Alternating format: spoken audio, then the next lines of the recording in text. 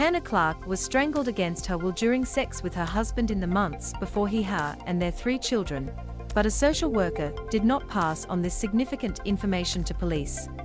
An inquest has been told. Warning: this story contains content that readers may find distressing. The inquest was hearing evidence from social workers who tried to help Ms Clarke in the months before she and her 3 children were by her estranged husband Rowan Baxter in an arson attack on February 2020. Coroner Jane Bentley suppressed the social workers' names due to the sensitivity of their work. An intake worker who completed a risk assessment for Ms Clarke in January 2020 confirmed she had been told by Ms Clarke of the strangling, which was considered high-risk behavior.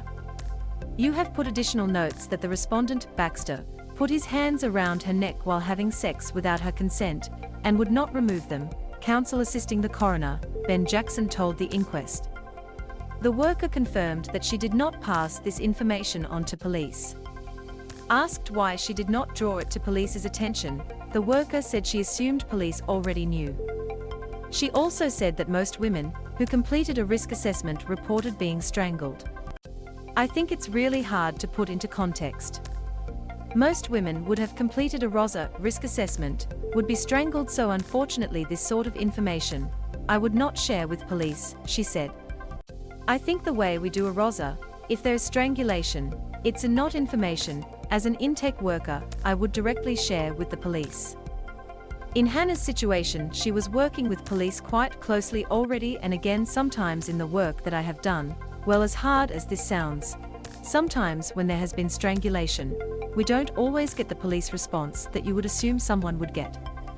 Sometimes in those sort of situations, in sexual situations, where there had not been any pressure, the police may not consider strangulation, and it really depends on circumstances, she said.